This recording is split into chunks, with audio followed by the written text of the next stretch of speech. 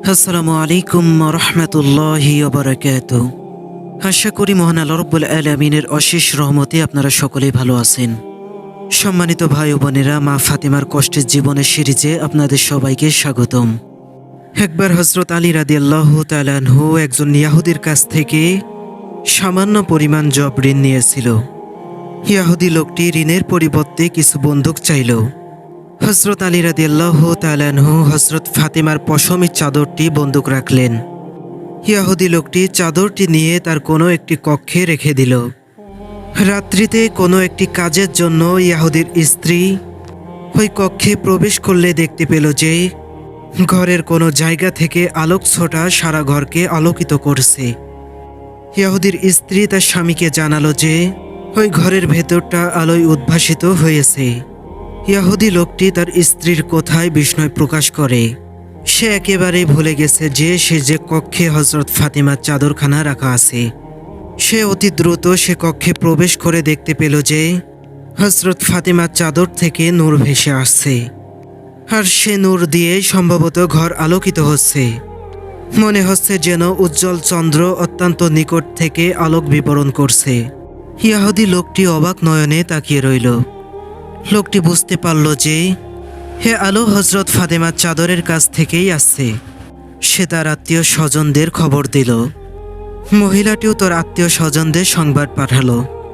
দেখতে দেখতে প্রায় ৮০ জন ইয়াহুদি জড়ো হয়ে গেল। তারা সবাই ঘটনাটি স্বচক্ষে অবলোকন করল। তারপর তারা সবাই চলে গেল হযরত মুহাম্মদুর রাসূলুল্লাহ সাল্লাল্লাহু আলাইহি সাল্লামের কাছে। তারা গিয়ে রাসূল সাল্লাল্লাহু আলাইহি সাল্লামের কাছে গিয়ে সবকিছুই খুলে বলল। এত বড় একটা মুজিজা দেখে তারা সবাই কালেমা পড়ে মুসলমান হয়ে গেল। একদিন কয়েকজন ইয়াহুদি একটি বিয়ের অনুষ্ঠানের আয়োজন করেছিল। এ কারণে তারা মহানবী সাল্লাল্লাহু আলাইহি সাল্লামের নিকট এসে বলল, প্রতিবেশী হিসেবে আমাদের উপর আপনার অধিকার আছে। আমরা আপনাকে অনুরোধ করছি, দয়া করে আপনার মেয়ে ফাতেমাকে আমাদের মেয়ের বিয়ের অনুষ্ঠানে পাঠাবেন। আশা করি তার বদৌলতে এই বিয়ের অনুষ্ঠান আরও বেশি সৌন্দর্যময় হয়ে উঠবে। হে নিমন্ত্রণে হযরত ফাতেমার অংশগ্রহণের ব্যাপারে তারা নবী সাল্লাল্লাহু আলাইহি সাল্লামকে বেশ পীড়াপিড়ি করেছিল। নবী সাল্লাল্লাহু আলাইহি সাল্লাম তখন বললেন, সে ফাতেমা হযরত আলী বিন আবি তালিবের স্ত্রী, আর তার নির্দেশেই সে ফাতেমার পরিচালিত হয়। তারা বিনীত কণ্ঠে এ ব্যাপারে নবী সাল্লাল্লাহু আলাইহি সাল্লামকে আরজি পেশ করে। ইয়াহুদিরা এ বিয়ের অনুষ্ঠানে আকর্ষণীয় সব ধরনের জাঁকজমকপূর্ণ পোশাক, অলংকার ও সৌন্দর্যের সমাবেশ ঘটেছিল। তারা মনে করেছিল যে হযরত ফাতেমা পুরাতন ও ছেঁড়া কাপড় পরিধান করে অনুষ্ঠানে অংশগ্রহণ করবে, আর তারা এভাবে তাকে অপমান ও খাটো করতে চেয়েছিল। এ সময়ে হযরত জিবরাইল আলাইহিস সালাম অত্যন্ত জাঁকজমকপূর্ণ অলংকার সহ এমন জান্নাতি পোশাক নিয়ে আসলেন যার দ্বিতীয়টি মানুষ কখনো দেখেনি।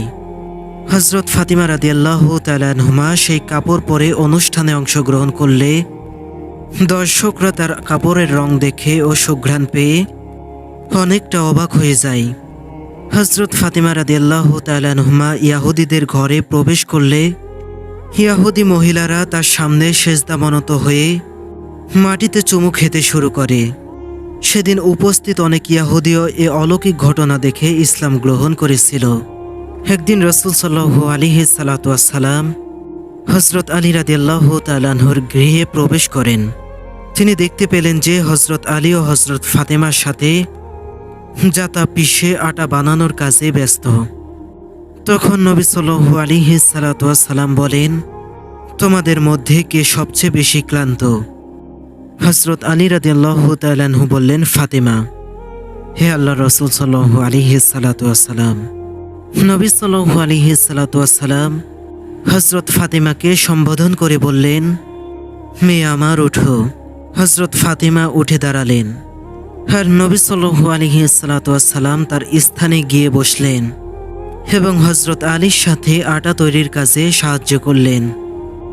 সম্মানিত ভাই ও বোনেরা, আমরা এত সুন্দর একটি ধর্ম পেয়েছি যা অন্য কোনো ধর্মের মানুষ তা পায়নি। আল্লাহ আমাদেরকে এত নাজ নিয়ামত দিয়েছেন, কিন্তু তা আমরা শুকরিয়া আদায় করি না। আল্লাহ আমাদেরকে এত রিজিক দিয়েছেন, তাও আমরা শুকরিয়া আদায় করি না। আল্লাহ আমাদেরকে সুস্থ রেখেছেন, তাও আমরা শুকরিয়া আদায় করি না। আল্লাহ তাআলা ইচ্ছা করলেও আমাদেরকে অন্য ধর্মের মানুষ হিসেবে পাঠাতে পারতেন, কিন্তু আল্লাহ তাআলা আমাদেরকে ভালোবাসেন বিধায় একটা ইসলাম ধর্ম হিসেবে আমাদেরকে পাঠিয়েছেন। আসুন না ভাই বোনেরা, ইসলাম ধর্ম মেনে আমল করি। আপনাদেরকে একটু কি মনে হয় না যে জাহান্নামের আগুন কতটা ভয়ঙ্কর? আপনার কি মনে হয় না হাসরের দিন আল্লাহ তাআলার আযাব কতটা ভয়ঙ্কর? আপনার কি মনে হয় না হিসাবের দিন আল্লাহ তাআলা কতটা ভয়ঙ্কর হবেন? একমাত্র আমলই পারে আমাদেরকে জাহান্নামের আযাব থেকে হেফাজত করতে। আসুন না আমরা ইসলাম বুঝে আমল করি।